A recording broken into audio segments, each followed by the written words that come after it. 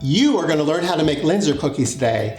They're a sandwich cookie made with buttery rich dough, packed with ground almonds, and between the layers is a sweet raspberry jam. Sprinkled with confectioner's sugar, these cookies are not only gorgeous, they are delicious. Welcome to Sweet Spot, where I share amazing recipes, offer some tips and tricks while trying to have a little bit of fun. Show your support for the channel by clicking on the link down below to become a subscriber. We love our subscribers. And you'll find today's recipe for Linzer cookies on sweetspotkitchen.com and in the YouTube description down below. For a little background on these Linzer cookies, I have some interesting facts. Now these may or may not be true. Linzer cookies are an offshoot from the famous Linzer torte, a very short but delicate, rich, buttery, almondy torte with a lattice top filled with raspberry jam that comes from the city of Linz, Austria. Now again, these may or may not be true, but in Linz, it's a wonderful hamlet in the middle of Austria. Rolling fields, buildings that still have thatched roofs, brightly colored houses. Now what's interesting, the streets are lined with almond trees. The houses are ringed with raspberry bushes that are overflowing with seedless raspberries.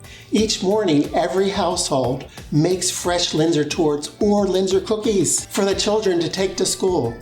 Raspberries are so beloved in the hamlet of Linz that many homes are actually equipped with a faucet that dispenses warm raspberry jam.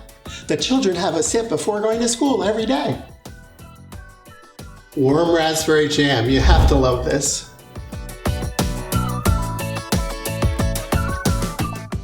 I wish I lived in Linz.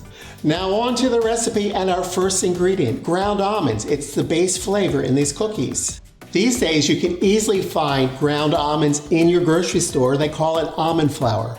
It's this lovely blonde color, finely ground, very consistent, but I think totally inappropriate for this recipe. It will work, but it works better in a cake.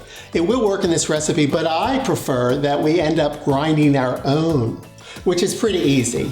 You simply grind them to the consistency that you want, which is pretty fine. One of the advantages of these is that you get the skin, right? Adds a little texture and a little bit of color. You simply grind them until they're nice and fine. The set of ingredients for the dough beyond the ground almonds is pretty basic. We have our butter, room temperature, and our sugar. We need 1 egg, and a second one, but only the yolk. That's 1 egg and 1 yolk. A lemon, or rather the rind of a lemon, about a teaspoon. Flour, no need to sift. Baking powder, ground cinnamon. Oh, and don't forget the vanilla. I found a stand mixer works best for this recipe. Pretty basic dough. We start with butter and sugar that we need well creamed. Scrape down the bowl as necessary. When the butter and sugar are well creamed, it'll be nice, light, and fluffy. Add in the lemon zest. Add in the egg yolk and the whole egg, and the vanilla. Beat until well combined.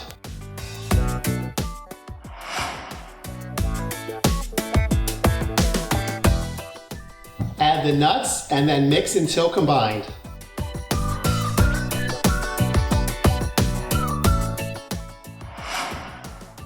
And when thoroughly mixed, scrape the bowl down yet again, add in the flour, the cinnamon, and the baking powder. Mix this on low speed until thoroughly combined. The dough will be very stiff.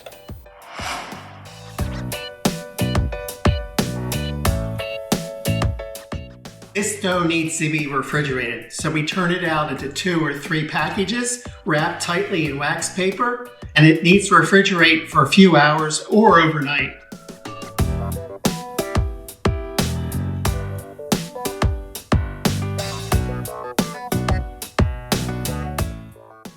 This is a great make-ahead dough that you can freeze. Simply put these packages into a freezer bag and defrost when you're ready.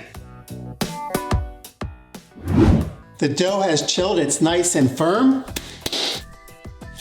To To roll out the cookies, we're going to need a baking sheet or a jelly roll pan. I love parchment, so I cover my sheet with a piece of parchment.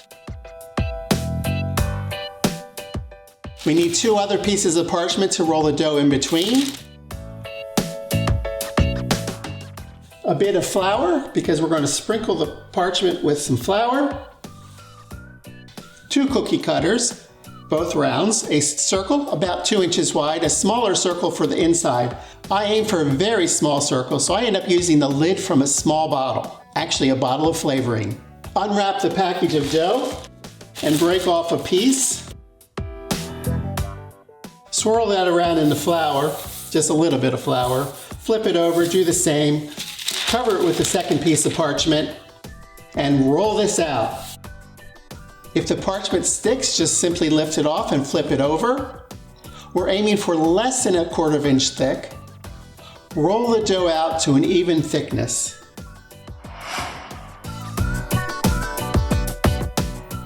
Grab your round, dip it in the flour, and cut out the circles.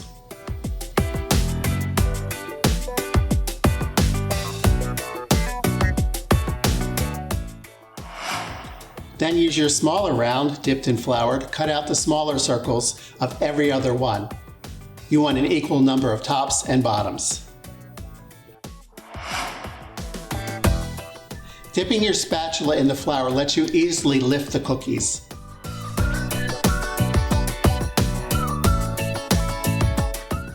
Do a little cleanup if necessary, then space them on the baking tray.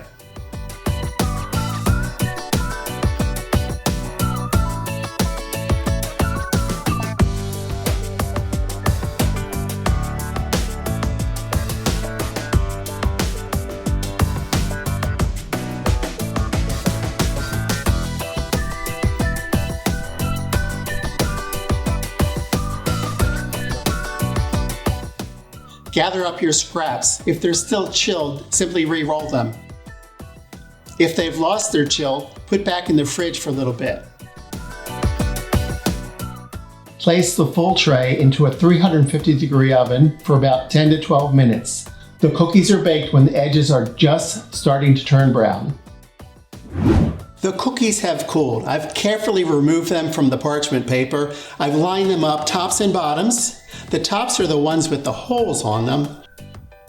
I've warmed some raspberry jam, seedless raspberry jam, over the stovetop, or use a microwave if that's more convenient, just to make the jam very spreadable. Grab a cookie bottom and a spoonful, perhaps a little bit less than a teaspoon, of the jam. Then with a knife or an offset spatula, simply spread that jam and put on the top of the cookie. And the finishing touch, to take these cookies over the top, a little bit of confectioner sugar. Just sprinkle it on.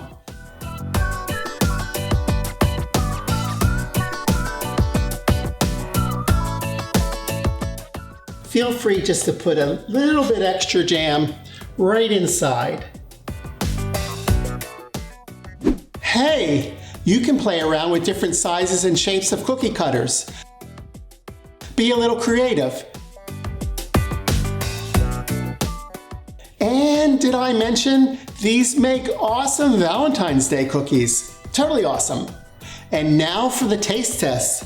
Let me bite into one of these gorgeous little fellows. They really are quite pretty.